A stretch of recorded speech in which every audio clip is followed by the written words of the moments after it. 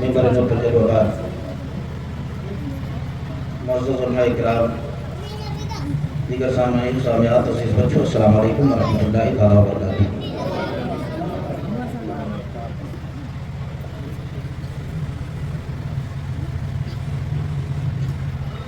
نحمده ونصلي على رسوله الكريم اما بعد، فاعوذ باللہ من الشیطان الرجیم، بسم اللہ الرحمن الرحیم۔ محمد رسول اللہ والذین معه اشداء علی الکفار۔ صدق اللہ مولانا العظیم وصدق رسولہ النبی الامین الکریم، ونحن علی ذلک لمن الشاہدین والشاکرین والحمد للہ رب العالمین۔ آئیے بلا تاخیر خلوص و محبت کے ساتھ ہم سب نبی کے غلام ہیں، جس کو جس قدر اپنے آقا سے پیار ہے اتنی ہی بلند آواز کے ساتھ اپنے آقا کی بارگاہ میں دل لگا کر کے جھوم کر کے محبتوں کے ساتھ درود شریف کا نذرانہ پیش کریں۔ پڑھیں اللہم صلی علی سیدنا مولانا محمد وعلی آل سیدنا مولانا محمد وبارک وسلم۔ صلو علیہ صلاۃ و سلام علیک یا رسول اللہ صلی اللہ تعالیٰ علیہ وسلم۔ ایک مرتبہ اور نبی اور آل نبی پر درود شریف کا نذرانہ پیش کریں۔ پڑھیں اللہم صلی علی سیدنا مولانا محمد وعلی آل سیدنا مولانا محمد وبارک وسلم۔ صلو علیہ صلاۃ و سلام علیک یا رسول اللہ صلی اللہ تعالیٰ علیہ وسلم۔ لائق مبارکباد ہیں آپ سبھی حضرات، جو پہلی تاریخ سے لے کر کے 12 روز تک شہید اعظم کانفرنس کا انعقاد اور اہتمام کرتے ہیں۔ ایک حسین کی شہادت نے سارے لوگوں کو جمع کر دیا۔ آج خلیفہ اول کا ذکر ہے، جسے حضرت ابوبکر صدیق رضی اللہ تعالیٰ عنہ ہے۔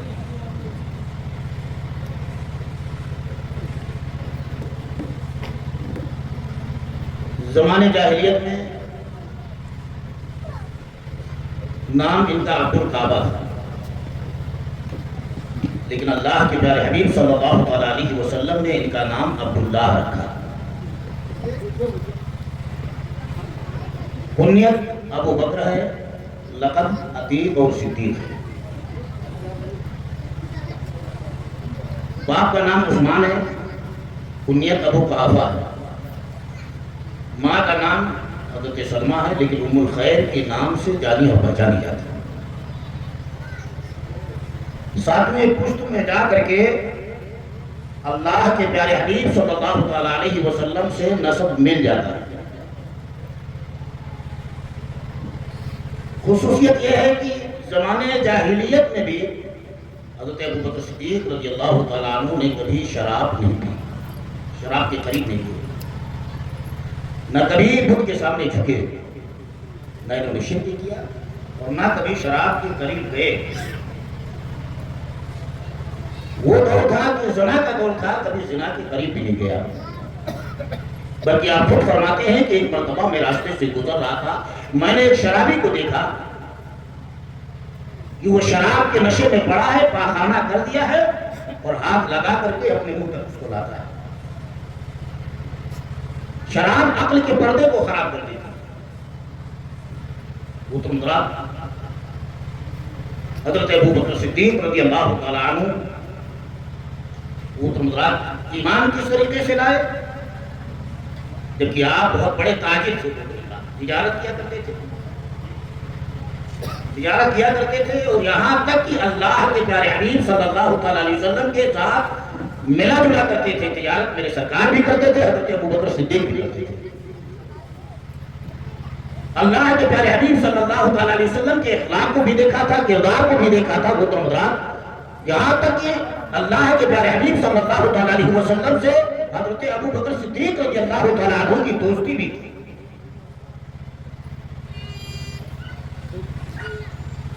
آپ ایک مرتبہ ملک شام جانے کا ارادہ کرتے ہیں، تو ارادہ کیا رات تو آپ مکے ہی میں تھے، لیکن خواب کیا دیکھتے ہیں کہ اچانک اس طریقے سے جیسے چاند ٹوٹ کر کے ہر گھر میں گرا ہو یا نور کی بارش ہوئی ہر گھر، وہ تو مدرات، لیکن ہر گھر سے سمٹ کر کے اور وہ آ کر کے وہ تو مدرات کہاں؟ حضرت ابو بکر صدیق رضی اللہ تعالیٰ عنہ کے گھر میں ٹھہرا۔ اچھا اس چیز کا ذکر کیا، یہودی عالموں سے پوچھا اس کی تعبیر، لیکن انہوں نے کہا کچھ نہیں ہے۔ لیکن آپ گئے ایک مرتبہ ملک یمن گئے، اور جب ملک یمن گئے تو جانے کے بعد محترم حضرات وہاں پر ایک عیسائی راہب تھا، صاحب معارج النبوہ نے لکھا ہے کہ 390 سال کا تھا، 390 سال کا تھا محترم حضرات۔ اس کے پاس گئے تو جانے کے بعد اس خواب کی تعبیر بیان کی، پوچھا کہ اس خواب کی تعبیر کیا ہے؟ وہ تو مدرات اس نے نیچے سے اوپر تک دیکھا، دیکھنے کے بعد وہ تو مدرات کہا کس قبیلے سے تعلق رکھتے ہو؟ کہا قریش قبیلے سے تعلق رکھتا ہو، جبکہ بنو تیم قبیلے سے تعلق ہے، لیکن سلسلہ جو ملتا ہے جا کر کے وہ مصطفیٰ جان رحمت صلی اللہ تعالیٰ علیہ وسلم سے مل رہا ہے، تو یہ قریش خاندان سے تعلق ہے۔ وہ تو مدرات معاملہ کیا ہوتا ہے؟ اس نے کہا ٹھیک ہے تم مکے کے رہنے والے ہو؟ کہا مکے کے رہنے والے ہیں۔ ساری چیزوں کو پوچھا، کہا اگر میں دھوکہ نہیں کھا رہا ہوں تو بس میں ایک آخری نشانی پوچھنا چاہتا ہوں۔ کہا وہ کون سی ہے؟ کہا اپنے بدن سے کپڑے کو ہٹاؤ، اپنے بدن سے کرتے کو ہٹاؤ۔ کرتا کیوں ہٹائے؟ نہیں اپنے بدن سے کرتے کو ہٹاؤ، دیکھنا چاہتے ہیں جو میں نے توریت اور زبور انجیل میں نے دیکھی ہے، میں اس نشانی کو دیکھنا چاہتا ہوں۔ معاملہ کیا ہوتا ہے؟ حضرت ابو بکر صدیق کو بھی نہیں پتا ہے کہ ہاں میرے بدن میں ہے کیا چیز، لیکن آپ اندازہ لگائیے یہ حضرت ابو بکر صدیق رضی اللہ تعالیٰ عنہ کی ذات ہے کہ ابھی پیدا نہیں ہوئے تھے جب بھی اللہ نے ان کا ذکر توریت اور زبور انجیل میں کر دیا تھا۔ اللہ نے اپنی کتابوں میں رکھا تھا۔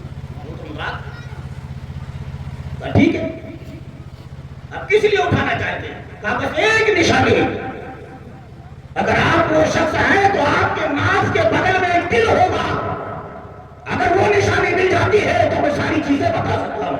وہ تو حضرت ابو بکر صدیق رضی اللہ تعالیٰ عنہ نے اٹھایا تو حقیقت معلوم میں ناف کے بغل میں دل تھا۔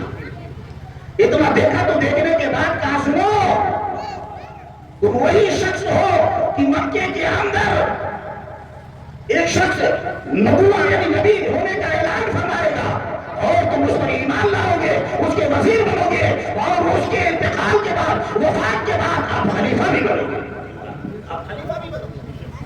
وہ تم رات اتنا سنا تو سننے کے بعد جلدی جب جلدی تو اس نے روکا تھا ٹھہرو ابھی نہیں جاؤ، سنو میں نے دیکھا نہیں ہے کتابوں میں پڑھا ہے، لیکن اس نبی کی شان میں نے 12 اشعار لکھے ہیں، یہ 12 اشعار اس نبی کو جا کر کے سنا دینا۔ اور کہا جانا تو میرا سلام کہنا، میں نے دیکھا نہیں ہے لیکن میں وہ تو ایمان لا رہا ہوں۔ پتا چلا اب جانے کے بعد مکہ پہنچے تو وہاں اللہ کے پیارے حبیب صلی اللہ علیہ وسلم اعلان فرما چکے۔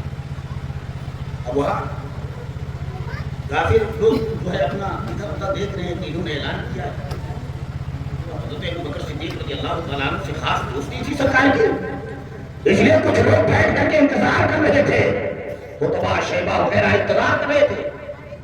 اللہ کے پیارے حبیب صلی اللہ تعالیٰ علیہ وسلم نے جو نبوت کا اعلان کیا تھا، اس لیے حضرت ابو بکر صدیق سے اس کا چرچا کرنے کے لیے ان کے گھر میں انتظار کر رہے تھے۔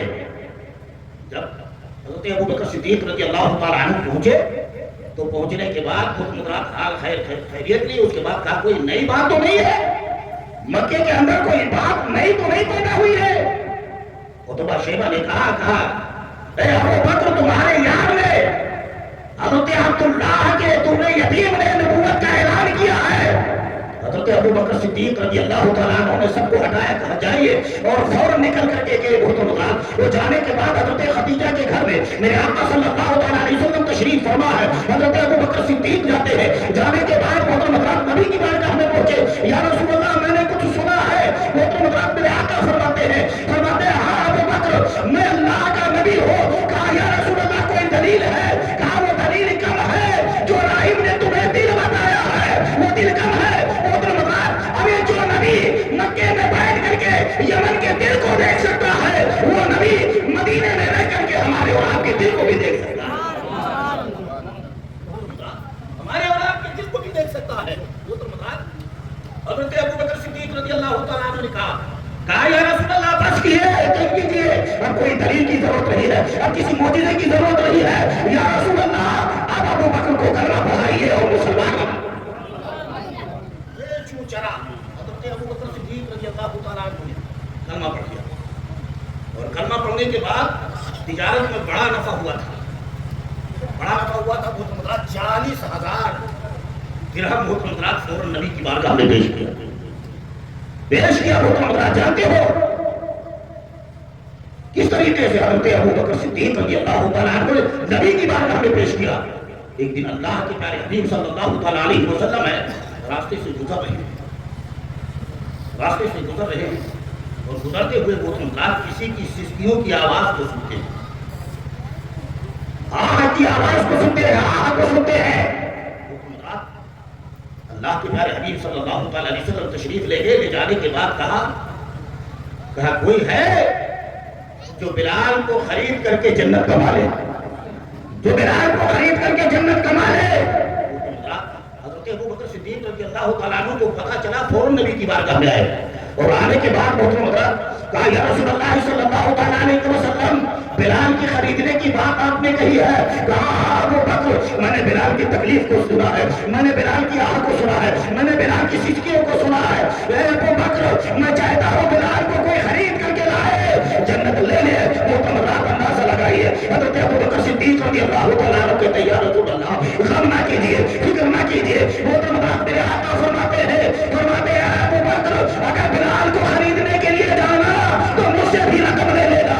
محترم حضرات حضرت ابو بکر صدیق رضی اللہ تعالیٰ عنہ جاتے ہیں اور جانے کے بعد حضرت بلال کا سودا کرتے ہیں۔ حضرت بلال کا جب سودا کیا امیہ بن خلف نے بے بھاؤ کے دام لگا دیا اور کہا یہ غلام بھی لوں گا، قسم بھی لوں گا، ساری شرطیں رکھی۔ حضرت ابو بکر صدیق رضی اللہ تعالیٰ عنہ نے کہا ٹھیک ہے آج جتنی شرطیں رکھنا ہے رکھ لے، میں بلال کو خرید کر کے جاؤں گا۔ محترم حضرات حضرت بلال کو خریدا اور خریدنے کے بعد امیہ بن خلف ہنسنے لگا اور ہنس کر کے کہا ابو بکر آج تک کسی مال میں تو نے نقصان نہیں اٹھایا ہے، لیکن آج بلال کو خرید کر کے تو نقصان اٹھا رہا ہے۔ محترم حضرت ابو بکر صدیق رضی اللہ تعالیٰ عنہ نے فرمایا نادان تیری نظروں میں میں نے نقصان اٹھایا ہے، میں اپنی نظروں میں نقصان نہیں اٹھایا ہوں، اس لیے کہ تو بلال کی چمڑی کو دیکھ رہا ہے، بلال کی کالے رنگ کو دیکھ رہا ہے، میں بلال کے دل کو دیکھ رہا ہوں۔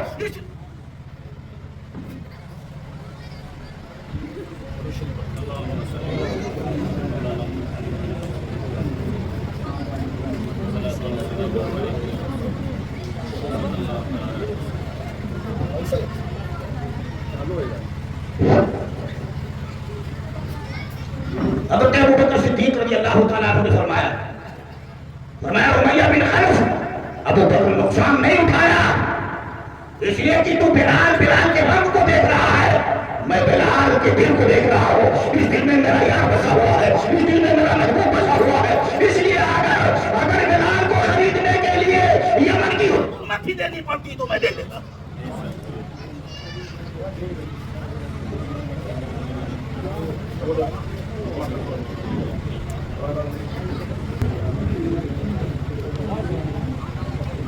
شریف لیجیے اللہم صلی اللہ علیہ وسلم مولانا محمد وعلی آلہ سیدنا مولانا محمد وبارک وسلم صلو علیہ وسلم علیہ یا رسول اللہ صلی اللہ علیہ وسلم۔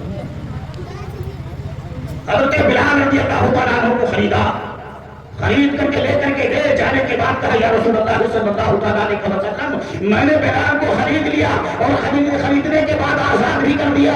میرے آقا فرماتے ہیں ابو بکر میں نے کہا تھا کہ خریدنا تو میرا بھی مال اس میں شامل کر لینا، میری بھی رقم شامل کر لینا۔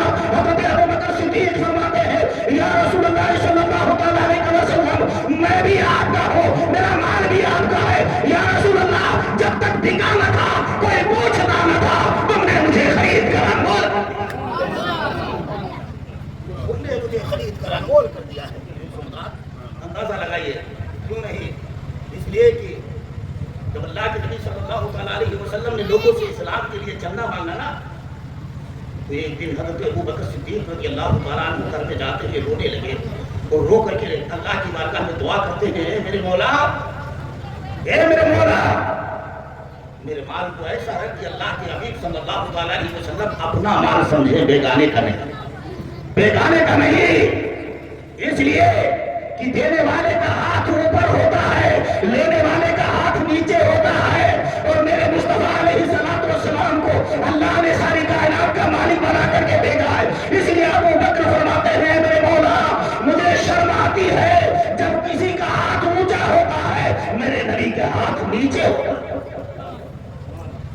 جانتے ہو ایک دن اللہ کے پیارے حبیب صلی اللہ تعالیٰ علیہ وسلم بے تشریف لے گئے حضرت ابوبکر صدیق رضی اللہ تعالیٰ عنہ کے یہاں. تو جانے کے بعد محترم حضرات آپ گئے اور سامان رکھا ہوا تھا, جہاں میں رکھا رہا, بیٹی میں رہا, رکشا میں رہا, کہاں رہا, اللہ کے نبی صلی اللہ تعالیٰ علیہ وسلم نے اٹھایا, اٹھا کر کے چل دیے. جب چل دیے تو محترم حضرات دروازے پر پہنچے, مول کر کے دیکھا, کہا ابو بکر, مسکرا کر کے کہا ابو بکر اللہ نے تیری دعا قبول فرما لی ہے. محترم حضرات یہ حضرت ابوبکر صدیق رضی اللہ تعالیٰ عنہ کی ذات ہے جس کے بارے میں میرے آقا فرماتے ہیں کہ کل میدان حشر میں یعنی نمازی کے لیے جنت کا ایک گیٹ الگ ہوگا, واجی کے لیے الگ ہوگا. محترم حضرات 8 دروازے ہیں, ہر ایک کے لیے ایک ایک دروازہ ہوگا, لیکن میرے آقا فرماتے ہیں ابو بکر کے لیے 8 دروازے تمنا کریں گے, 8 دروازے آواز لگائیں گے کہ ابو بکر مجھ سے گزر جا, ابو بکر مجھ سے.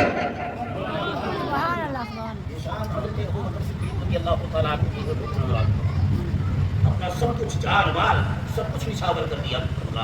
ایک بیگ 7 لوگوں کو غلامی سے آزاد کرایا, حضرت بلال کو بھی کرایا, حضرت بلال کی ماں کو بھی کرایا آزاد, عامر بن فہیرہ کو کرایا.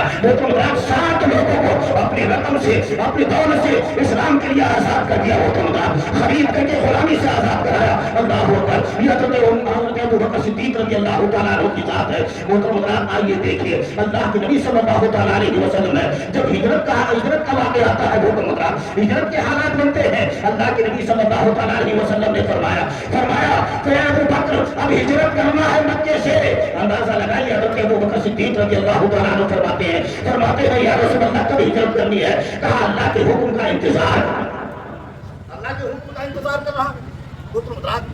حضرت ابوبکر صدیق رضی اللہ تعالیٰ عنہ گھر میں ہیں, لیکن جب ہجرت کا حکم آ گیا تو آنے کے بعد اللہ کے پیارے حبیب صلی اللہ تعالیٰ علیہ وسلم نے اس رات مولا علی کو اپنے بستر پر لٹایا اور کافر محاصرہ کیے ہوئے ہیں, گھیرے ہوئے ہیں, لیکن میرے آقا صلی اللہ تعالیٰ علیہ وسلم نکلتے ہیں اور نکل کر کے چل دیے. محترم کسی نے نہیں دیکھا. میں تو یہ کہوں گا کہ اللہ نے بشری لباس کو اٹھا لیا تھا, مصطفیٰ کو نوری لباس میں نکال دیا تھا. اس کے بعد نکل کر کے گئے. یہاں آج کوئی اعتراض کر سکتا ہے کہ علی کو کیوں نہیں لے گئے, یہی اعتراض بھی کرتے ہیں, ابو بکر کیوں گئے.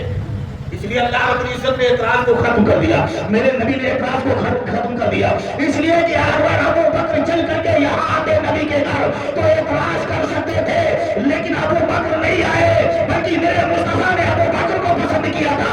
اس لیے ابو بکر کے دروازے پر میرے آقا تشریف لے گئے.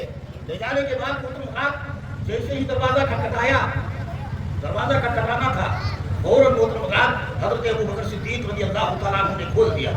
میرے نبی نے پوچھا کہ ابو بکر اتنی جلدی؟ کہا یا رسول اللہ صلی اللہ تعالیٰ علیہ وسلم جب سے آپ نے حکم دیا ہے کہ ابو بکر ہجرت کرنا ہے, یا رسول اللہ ابو بکر کوئی رات نہیں سویا ہے کہ میرا نبی کب آ جائے. ابو بکر سوتا ہے, اس لیے ابھی سویا نہیں ہوں, انتظار کرتا رہتا ہوں. کہا ابو بکر جلدی کرو. دشمن تھا حضرت ابوبکر صدیق رضی اللہ تعالیٰ عنہ نے جتنا مال تھا سارے مال کو جمع کیا. غلام عبداللہ ہے, عامر بن فہیرہ ہے, حضرت اسماء بنت ابوبکر صدیق ہے. وہ تو اپنی بچی کو وصیت کرتے ہیں, اپنے غلام کو وصیت کرتے ہیں, کہا سنو جب 3 دن 3 رات گھر میں رہیں گے, کھانا لے کر کے آنا تمہارا کام ہے, جو کچھ میسر آئے لے کر کے آنا تمہارا کام ہے. عامر بن فہیرہ سے کہا بکریاں چرانا, شام کے وقت گھر کے قریب لے کر کے آنا تاکہ بکریوں کے دودھ کو گار کر کے میں اپنے مصطفیٰ کو پلاتا رہوں, اپنے نبی کو پلاتا رہوں. ابوبکر صدیق رضی اللہ تعالیٰ عنہ نے پورے بال کو اکٹھا کیا, جمع کرنے کے بعد آپ اونٹ نہیں نکالتے ہیں, لے کر کے وہ اللہ کے پیارے حبیب صلی اللہ تعالیٰ علیہ وسلم کو نکلے. جب نکلے تو ابو قحافہ جو نابینا ہو چکے تھے جب ان کو پتا چلا تو حضرت اسماء سے پوچھا, کہا بیٹی اسماء ابو بکر گیا ہے, ابو بکر نکل گیا گھر سے, وہ اپنے ساتھی کے ساتھ گیا ہے, اپنے یار کے ساتھ گیا ہے, کچھ گھر میں چھوڑا ہے کہ نہیں چھوڑا ہے. حضرت اسماء رضی اللہ تعالیٰ عنہ وہ تو مقرات یعنی کنکریاں بھر کر کے تھیلی کو رکھ دیا ہے, اور جو تھیلی کو رکھ دیا ہے تو وہ تو مقرات حضرت ابو قحافہ سے کہا, اپنے دادا سے کہتی ہاں ابو جان نے رکھ دیا ہے, لے کر کے آیا, تو کر کے دکھایا. وہ تو مقرات ایک روایت کو تو یہاں تک ہے, کہا اس میں درہم ہے, درہم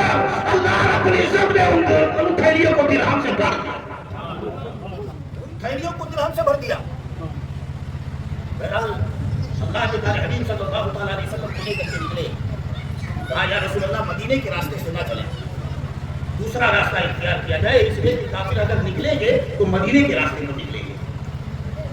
اللہ کے پیارے حبیب صلی اللہ علیہ وسلم کو لے کر کے سور غار کی طرف گئے محترم، اس پہاڑ کی طرف گئے۔ وہ جانے کے بعد محترم جانتے ہو پہاڑ کتنا اونچا؟ آج بھی جانے والوں نے دیکھا ہے 5000 فٹ بتایا جاتا ہے، 5000 فٹ۔ اللہ کے پیارے حبیب صلی اللہ علیہ وسلم کو لے کر کے چلے تو چلنے کے بعد میرے آقا صلی اللہ علیہ وسلم کے پیروں میں کنکریاں چبھ رہی ہے۔ جب چبھ رہی ہے تو پیروں میں مصطفیٰ کی کنکریاں چبھ رہی ہے، لیکن حقیقت معنوں میں دل میں ابو بکر کی کنکریاں چبھ رہی تھی۔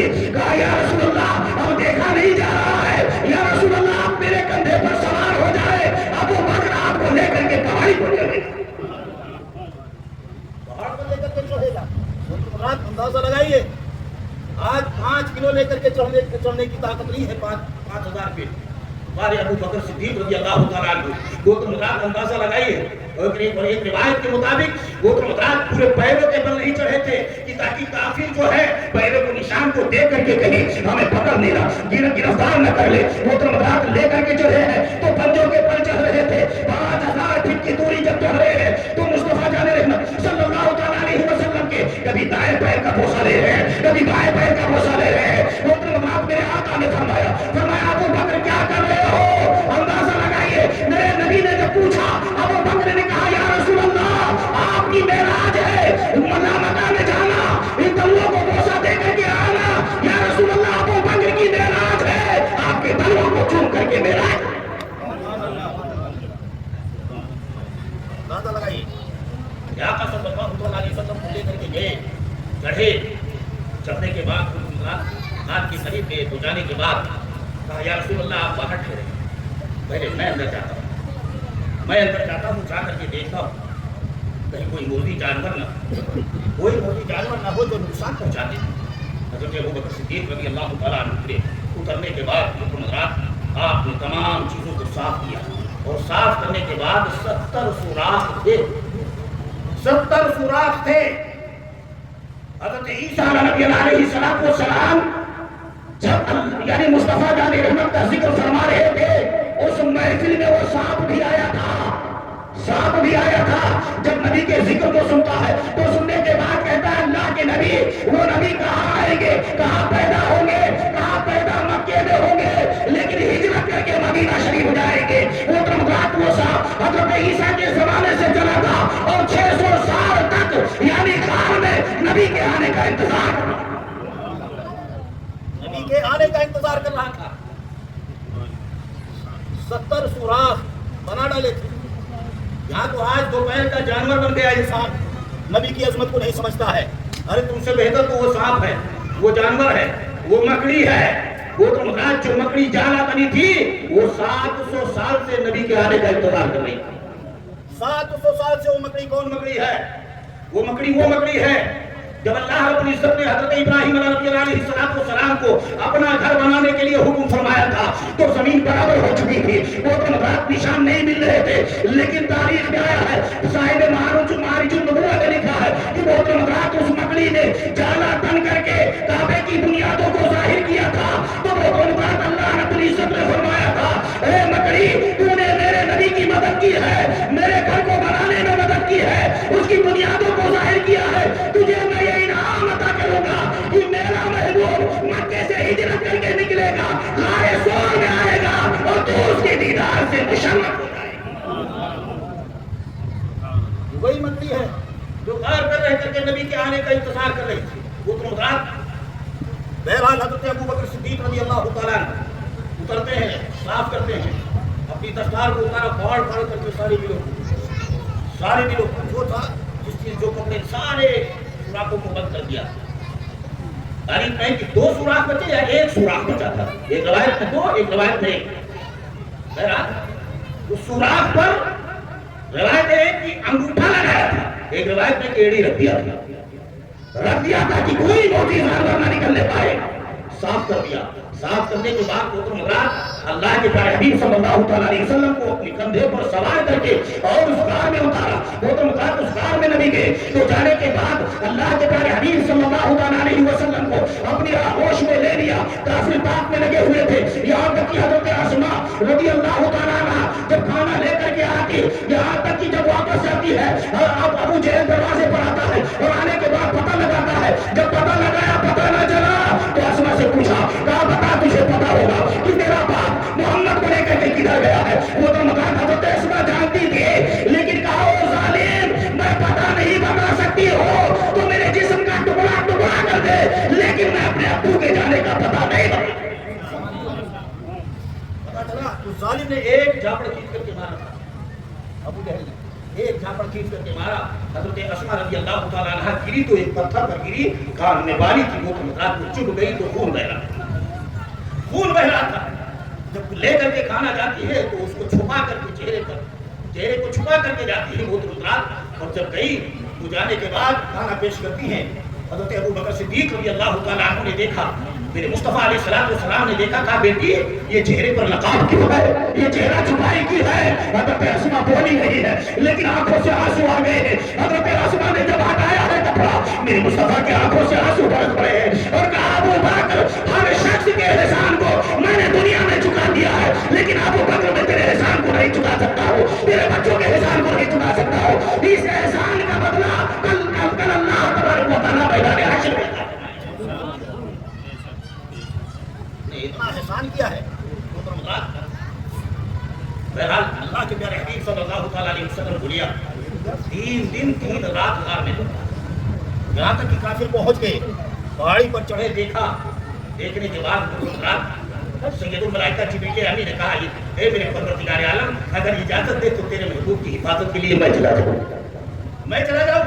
लेकिन अल्लाह रब्बुल इज्जत ने फरमाया कि नहीं जिब्रील, आज मैं अपने महबूब की हिफाजत एक छोटे से जानवर से करूंगा, मकड़ी से करूंगा। वो तो अरे उसकी हैसियत क्या होती है जाने की, वो तो लेकिन अल्लाह रब्बुल इज्जत ने एक छोटे से जानवर से अल्लाह रब्बुल इज्जत ने अपने महबूब की हिफाजत फरमाई।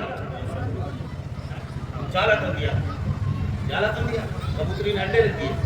अब वहाँ पहुंचे तो पहुंचने के बाद यहाँ तक कि कसम की एकदम गार के मुहाने पर खड़े हुए, कहाने पर खड़े हुए, एकदम नीचे देख लें तो नजर आ जाए।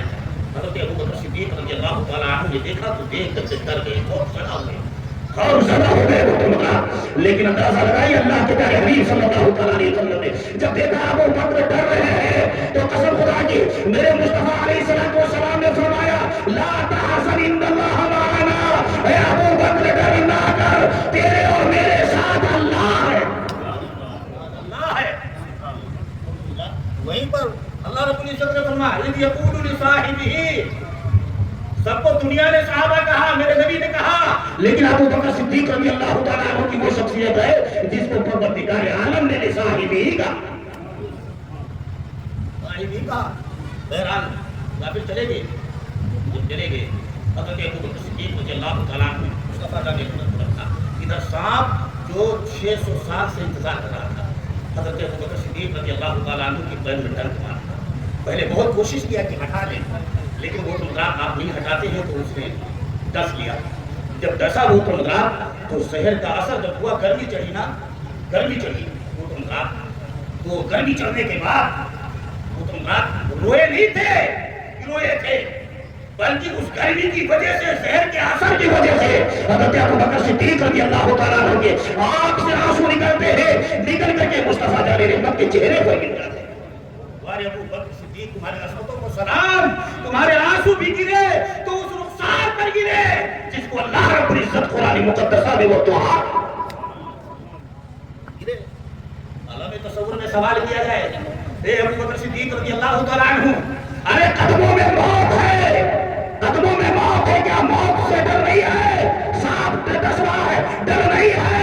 हज़रत अबू बकर सिद्दीक़ रज़ियल्लाहु तआला अन्हु आलम तसव्वुर में जवाब देते हैं, नादान तुझे मालूम नहीं है, अगर कदमों में मौत है तो गोद में जिंदगी भी है। कदमों में अगर मौत है तो गोद में जिंदगी भी है। इसलिए कि दुनिया के तमाम डॉक्टर अगर मिलकर के कोशिश करें तो मेरे नबी के जैसा جیسا ڈاکٹر کوئی نہیں ہو سکتا ہے، کوئی حکیم طبیب نہیں ہو سکتا ہے، کوئی حکیم نہیں ہو سکتا ہے. ارے دنیا گلوکوز چڑھائے تب راحت ملے، میرا محبوب تو ہمیں یعنی لعاب لگا دے تو زہر کا اثر لعاب لگا دے تو زہر کا اثر ختم ہو جائے. جلال صاحب معارف النبوہ نے لکھا جب اثر پڑا اس کا، آنسو گرنے کے بعد اندازہ لگائی ابھی اللہ کے نبی صلی اللہ علیہ وسلم نے آنکھ نہیں کھولی تھی کہ حضرت ابو بکر صدیق رضی اللہ تعالیٰ عنہ کو ایک پیالہ دکھایا گیا. پیالہ دکھایا گیا اور وہ پیالہ کیسا پیالہ تھا؟ صاحب معارف النبوہ نے لکھا ہے کہ حضرت آدم علیہ السلام بھی نہیں پیدا ہوئے تھے، اس سے 4000 برس پہلے وہ پیدا کیا. 4000 برس پہلے پیدا کیا گیا تھا. وہ پیالہ آیا، اس میں شربت ہے، اس پیالے کو پیا گیا، شربت کو پینے سے زہر کا اثر ختم ہو جائے گا. شگاف ہوا، پہاڑ پھٹا، پھٹنے کے بعد حضرت ابو بکر صدیق رضی اللہ تعالیٰ عنہ نے دیکھا کہ ایک دریا ہے، دریا میں ایک ناؤ چلانے والا ہے، دریا کے اس پار ایک باغ ہے. وہ ان تمام چیزوں کو دیکھا. وہ کشتی میں رہنے والا بلا رہا ہے کہ ابو بکر آؤ سوار ہو جاؤ، میں تمہیں اس پار پہنچا دیتا ہوں. لیکن وہ حضرت ابو بکر صدیق رضی اللہ تعالیٰ عنہ فرماتے ہیں جب میرا محبوب ساتھ میں ہے، میرا نبی ساتھ میں ہے تو کسی چیز کا غم نہیں ہے. ابو بکر جب اللہ کے پیارے حبیب صلی اللہ علیہ وسلم نے آ کر پوچھی، کہا ابو بکر کیا بات ہے، یہ آنسو کیسے؟ کہا یا رسول اللہ صلی اللہ علیہ وسلم ڈسا گیا. کہا ابو بکر بیت کو کیوں نہیں ہٹایا؟ کہا یا رسول اللہ اگر ہٹا لیتا تو خوف تھا کہ کوئی موسی جانور آپ کو نہ تکلیف دے دیتا، آپ کو نہ تکلیف دے دیتا. میرے آقا فرماتے ہیں ابو بکر ارے وہ ڈسنے کے لیے نہیں آیا ہے بلکہ وہ میری محبت میں آیا ہے، میری محبت میں آیا ہے، میرے دیدار کے لیے آیا ہے. ابو بکر ایڑی کو ہٹا لے، ایڑی کو ہٹایا گیا، سانپ آ کر کے کھڑا ہو گیا. اللہ کے پیارے حبیب صلی اللہ علیہ وسلم نے پوچھا میرے جو ہے ابو بکر کو ڈسا کیوں ہے؟ کہا یا رسول اللہ یہ بھی عاشق ہے، میں بھی عاشق ہوں، لیکن میرا عشق کمزور ہو گیا، میں ڈستا رہا. ابو بکر سہتے رہے. یا رسول اللہ میں نے کسی وجہ سے نہیں بلکہ میں آپ کی دیدار کے لیے ڈسا. اللہ کے پیارے حبیب صلی اللہ علیہ وسلم نے فرمایا تیرے کام ہو گیا، تو جا مجھے اور ابو بکر کو لینے. وہ ساتھ چلا گیا. اللہ کے پیارے حبیب صلی اللہ علیہ وسلم نے اپنا دعاب لگایا. جب دعاب لگایا فوراً زہر کا اثر ختم ہو گیا. وہ یا ابو بکر صدیق رضی اللہ عنہ. آپ دیکھیں اللہ کے پیارے حبیب صلی اللہ علیہ وسلم. بات کیا بہت لمبی ہے اور وقت کم ہے، مطلب جو ہے زیادہ تفصیل نہیں جا سکتی ہے کہ زیادہ تفصیل میں کی جائے. بہرحال آپ کے خلافت کو دیکھیں اللہ کے پیارے حبیب صلی اللہ علیہ وسلم کے مثال آپ نے خلافت کی کام کو انجام دیا. جب اللہ کے پیارے حبیب صلی اللہ علیہ وسلم آخری حج فرمانے کے لیے سارے صحابہ سے فرمایا کہ چلو آخری حج کے لیے گئے تو جانے کے بعد جب الیوم اکملت لکم دینکم واتممت کی آیت نازل ہوئی سارے صحابہ خوشی منا رہے ہیں. میرے نبی نے فرمایا کہ اب دین مکمل ہو گیا ہے. سارے صحابہ خوشی منا رہے تھے لیکن حضرت ابو بکر صدیق رو رہے ہیں. صحابہ نے پوچھا ابو بکر تم کیوں رو رہے ہو؟ ابو بکر فرماتے ہیں تم نے ایک پہلو کو دیکھا ہے، اللہ کا پیغام لے کر کے آئے تھے، اللہ کا پیغام لوگوں تک پہنچ چکا ہے، اب اللہ کے نبی ہمارے درمیان سے جانے والے ہیں، اس لیے میں رو رہا ہوں. وہ تم رات کی محبت ہے حضرت ابو بکر صدیق رضی اللہ تعالیٰ عنہ کی. اس کے بعد آپ دیکھیں اللہ کے پیارے حبیب صلی اللہ علیہ وسلم بیماری کی حالت میں تو بیماری کی حالت میں آ گئے. تو اس وقت اللہ کے نبی صلی اللہ علیہ وسلم نے گزرے سے فرمایا کہا جاؤ حضرت ابو بکر صدیق رضی اللہ تعالیٰ عنہ سے فرماؤ کہ ان لوگوں کی نماز پڑھو. یہ شخصیت حضرت ابو بکر صدیق رضی اللہ تعالیٰ عنہ کی ہستی ہے جو نبی کی ظاہری زندگی میں ایک دو نمازیں نہیں بلکہ 70 نمازیں پڑھی ہے. نبی کے مصلی پر کھڑے ہو کر کے پڑھایا. پہلا خطبہ اگر کسی نے دیا ہے کعبے میں تو وہ حضرت ابو بکر صدیق رضی اللہ تعالیٰ. خطبہ بھی نہیں پورا ہو پایا تھا، کافروں نے اتنا مارا تھا کہ آپ بے ہوش ہو گئے. آپ بے ہوش ہو گئے تو اٹھا کر کے لایا آپ کے قبیلے کے لوگوں. اور جیسے ہی ہوش آیا ہے، ہوش آنے کے بعد نہ ماں کو یاد کیا ہے نہ باپ کو یاد کیا ہے. اگر یاد کیا ہے تو رسول پاک کو یاد کیا ہے. رسول پاک کو یاد کیا ہے. آپ کے قبیلے کے لوگوں نے دیکھا تو دیکھ کر کے کہا ابو بکر انہی کی وجہ سے یاد ہوا تمہارا، ابھی بھی تم ان کو نہیں چھوڑ رہے ہو. حضرت ابو بکر صدیق رضی اللہ تعالیٰ عنہ فرماتے ہیں دنیا کی ہر شے چھوڑ سکتی ہے لیکن نبی کا دامن نہیں چھوڑ سکتا ہے، نبی کی محبت نہیں نکل سکتی ہے۔ ماں نے کہا بیٹا دودھ پی لے، کہا ماں نہیں، پہلے میں اپنے نبی کے حال کو دیکھنا چاہتا ہوں، میرا نبی کس حال میں ہے، ابو بکر اسے دیکھنا چاہتا ہے۔ عشق ہے، یہ محبت ہے، وہ جب اللہ کے پیارے حبیب صلی اللہ علیہ وسلم دنیا سے نکلا، صحابہ اس طریقے سے ہو سکے تھے جیسے کہ ان کی جان نکل گئی، یہاں تک کہ حضرت عثمان غنی رضی اللہ تعالیٰ عنہ چوٹی کاٹی جا رہی ہے، آپ بیٹھے ہیں، آپ کو کوئی تکلیف محسوس ہی نہیں ہو رہی، اس طریقے سے کھو گئے، اس طریقے سے کھو گئے۔ حضرت عمر رضی اللہ تعالیٰ عنہ تو اتنے جلال میں کہ نہیں کوئی میرے نبی کو مردہ نہیں کہے گا، میرا نبی گیا ہے، اللہ کے یہاں گیا ہے، پھر آئے گا میرا نبی، پھر آئیں گے اللہ کے پیارے حبیب صلی اللہ علیہ وسلم۔ اس قدر محترم حضرات، وہاں بھی اگر کسی نے صحابہ کو سنبھالا ہے تو حضرت ابو بکر صدیق رضی اللہ تعالیٰ عنہ کی ذات ہے۔ منبر پر کھڑے ہونے کے بعد کہا اے لوگوں بتاؤ کہ تم اللہ کی عبادت کرتے ہو یا رسول اللہ کی عبادت؟ سب نے کہا کہ اللہ کی عبادت کرتے ہیں۔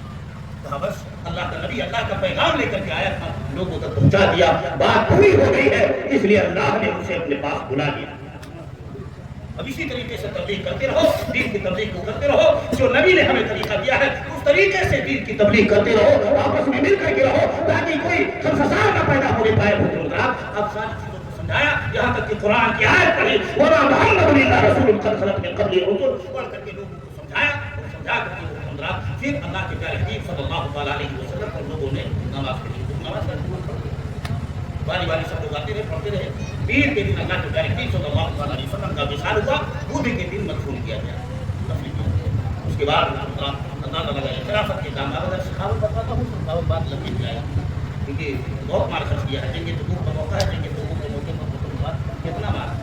حضرت عمر ہمیشہ کام میں لگے رہتے تھے کہ میں ابو بکر سے آگے بڑھتا ہوں، آگے بڑھ جاؤں، یہاں تک کہ جنگ تبوک کے موقع پر بہت مدرات جب گئے اللہ کے نبی صلی اللہ علیہ وسلم نے لوگوں سے کہا اسلام کے لیے اپنے مال کو پیش کرو، دین کے لیے اپنے مال کو پیش کرو، حکمران تو گئے، سب گئے، جانے کے بعد حکمران اپنے گھر سے مال لے کر کے آئے۔ حضرت عمر رضی اللہ تعالیٰ عنہ نے پورے گھر کے مال کو جمع کیا، آدھا گھر میں رکھا، آدھا لے کر کے آئے، گھر بڑی تھی لیکن اس زمانے میں اس دور میں حضرت ابو بکر صدیق رضی اللہ تعالیٰ عنہ کی حد تنگ دستی تھی، تنگ دستی تھی۔ حضرت ابو بکر صدیق رضی اللہ تعالیٰ عنہ بھی جاتے ہیں، جانے کے بعد حکمران یہاں تک کہ اپنے گھر میں اپنے بچوں کو تاکید کرتے ہیں ایک ایک جوڑا کپڑا پہن لو، باقی جتنے کپڑے ہیں سارے کپڑے لا کر کے پیش کر دو، گھر کا سارا مال لا کر کے پیش کر دو، سارا مال لا کر کے جمع کیا گیا۔ یہاں تک کہ حضرت عائشہ صدیقہ رضی اللہ تعالیٰ عنہا فرماتی ہے ابو جان جب رات میں آرام کے لیے بستر پر گئے ہیں تو دیوار پر ہاتھ مار رہے تھے، ہاتھ مار کر کے جیسے کوئی چیز تلاش رہے ہیں۔ میں نے پوچھا تھا حضور کیا تلاش رہے ہیں؟ کہا بیٹی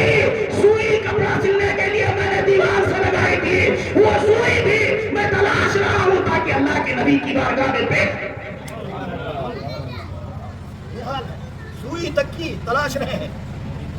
یہاں تک کہ جو پردہ لگا ہوا تھا ٹاٹ کا گھر میں، اس ٹاٹ کے پردے کو اپنا لباس بنایا، اور لباس بنانے کے بعد جو بدن پر کپڑا تھا وہ کپڑے بھی حضرت ابو بکر صدیق رضی اللہ تعالیٰ عنہ لیتے ہیں، محترم نبی کی بارگاہ میں جاتے ہیں۔ محترم یہاں بٹن نہیں بلکہ ببول کے کانٹے لگے ہوئے ہیں۔ محترم جس وقت جاتے ہیں اللہ کے پیارے حبیب صلی اللہ تعالیٰ علیہ وسلم کے قریب پہنچے ہیں، محترم میرے آقا نے آج جملہ بدل دیا ہے، یہاں تک کہ اگر آپ چندہ دیتے ہیں تو کوئی آپ سے یہ نہیں پوچھتا ہے اپنے گھر میں کیا چھوڑ کر کے آئے ہو، تمہارے بینک میں کیا ہے، لیکن آج اللہ کے نبی صلی اللہ تعالیٰ علیہ وسلم نے یہ نہیں پوچھا ابو بکر کتنا لے کر کے آئے ہو۔ میرے آقا فرماتے ہیں ابو بکر گھر کیا چھوڑ کر کے آئے ہو؟ ارے چھوٹی سی گٹھڑی دیکھا تھا، حضرت عمر نے سوچا کہ آج ہم ان سے زیادہ آگے بڑھ جائیں گے، آج ان سے آگے بڑھ جائیں گے، لیکن جب میرے نبی نے سوال کیا ہے حضرت عمر کا چہرہ اتر گیا۔ آج یہ سوال نہیں کیا ہے کہ کتنا لے کر کے آئے، آج میرے نبی نے سوال کیا ہے ابو بکر گھر کیا چھوڑ کر کے آئے، گھر کیا چھوڑ کر کے آئے۔ حضرت ابو بکر کی آنکھوں میں آنسو آ گئے اور کہا یا رسول اللہ گھر میں اللہ اس کے رسول کو چھوڑ کر کے آیا ہو، اللہ اس کے رسول کو چھوڑ کر کے آیا ہو۔ اللہ اکبر اتنا کہنا تھا، میرے آقا فرماتے ہیں ابو بکر میں پہلے جان گیا تھا، اس لیے کہ جو لباس تیرے بدن پر ہے وہی لباس جبریل کے بدن پر ہے، اور میں نے جبریل سے پوچھا جبریل یہ کیا ہے؟ تو سید الملائکہ جبریل امین نے فرمایا یا رسول اللہ آج جو ابو بکر کے بدن پر لباس ہے اللہ نے سارے فرشتوں کو حکم دے دیا ہے کہ میرے ابو بکر کی سنت ادا کریں۔ حضرت ابو بکر صدیق رضی اللہ تعالیٰ عنہ کی بہرحال اس کے بعد اللہ رب العزت نے پیغام بھیجا، اے محبوب ابو بکر کو میرا سلام کہہ دو۔ اللہ اکبر، قسم خدا کی کیا درجہ ہے، کیا مقام جس پر اللہ کا سلام ہے۔ اور پھر یہی تک نہیں بلکہ اللہ رب العزت نے فرمایا محبوب میرے ابو بکر سے پوچھو کہ وہ مجھ سے راضی ہے کہ نہیں راضی ہے، وہ مجھ سے راضی ہے کہ نہیں راضی ہے۔ جب حضرت ابو بکر صدیق رضی اللہ تعالیٰ عنہ سے فرمایا اے ابو بکر اللہ پوچھ رہا ہے کہ تو اپنے رب سے راضی ہے کہ نہیں ہے، بے ساختہ چیخ دکھلائی ہونے لگے، یا رسول اللہ میں اپنے رب سے راضی ہوں، میں اپنے رب سے راضی ہوں، میں اپنے رب سے راضی ہوں۔ یہ ذات ہے حضرت ابو بکر صدیق رضی اللہ تعالیٰ عنہ کی۔ وقت بھی زیادہ ہو گیا ہے تو اب آگے کچھ بیان کرنے کا وقت بھی نہیں بچا ہے۔ بہرحال حضرات یہ شان حضرت ابو بکر صدیق رضی اللہ تعالیٰ عنہ کی، یہ عشق ہے سرکار سے اس طریقے سے محبت کی حضرات۔ اس کے بعد جانتے ہو جب آپ بیمار ہوئے 7 جمادی الاخری کو آپ بیمار ہوئے، ٹھنڈی کا موسم تھا، حضرت عائشہ صدیقہ رضی اللہ تعالیٰ عنہ فرماتی ہے ابو جان نے نہا لیا، نہایا تو سردی اور بخار کی شدت ہو گئی اور پھر اسی حالت میں رہے آپ ایمان کے 22 جمادی الاخری کو وہ حضرات آپ دنیا سے رحلت فرماتے ہیں۔ رحلت فرمانے سے پہلے وہ حضرات لوگوں کو بلایا اور بلانے کے بعد کہا جب میرا انتقال ہو جائے تو یہاں تک کی روایت کے مطابق حضرت ابو بکر صدیق رضی اللہ تعالیٰ عنہ مولا علی سے فرماتے ہیں علی جب میرا انتقال ہو جائے تو ان ہاتھوں سے مجھے غسل دینا جن ہاتھوں سے تم نے مصطفیٰ جان رحمت کو دیا ہے۔ پھر اس کے بعد آپ نے فرمایا کہ جب میرا انتقال ہو جائے مجھے غسل دے کر کے کفن پہنا کر کے اور جب میرا جنازہ اٹھانا تو اٹھانے کے بعد میرے جنازے کو رسول اللہ کے روضے کے سامنے رکھ دینا اور رکھنے کے بعد یہ کہہ دینا یا رسول اللہ یار غار آیا ہے، آپ کا ساتھی آیا ہے، آپ کا یار آیا ہے، آپ کے پہلو میں دفن ہونا چاہتا ہے۔ ابو بکر نے کہا اگر اجازت مل جائے تو مجھے رسول اللہ کے پہلو میں دفن کر دینا اور اجازت نہ ملے تو مجھے جنت البقیع میں دفن۔ دفنانے کے بعد لے کر کے رسول پاک صلی اللہ علیہ وسلم کے روضے کے سامنے رکھا گیا۔ رکھنے کے بعد حضرت کسی دوسرے نے نہیں کہا تھا بلکہ مولا علی نے کہا تھا یا رسول اللہ صلی اللہ تعالیٰ علیہ وسلم یار غار آیا ہے، یار غار آیا ہے، اے اللہ کے نبی آپ کا یار آیا ہے، اجازت مانگ رہا ہے، اجازت چاہتا ہے، آپ کے پہلو میں دفن ہونا چاہتا ہے۔ محترم قبر اندر سے آواز آتی ہے یار کو یار سے ملا دیا جائے، میرے پہلو میں دفن کر دیا جائے۔ اسی لیے تو محترم محدث اعظم فرماتے ہیں مرتبہ صدیق کا یہ ہے سید اور فضیلت کے وہ جامع ہے نبوت کی۔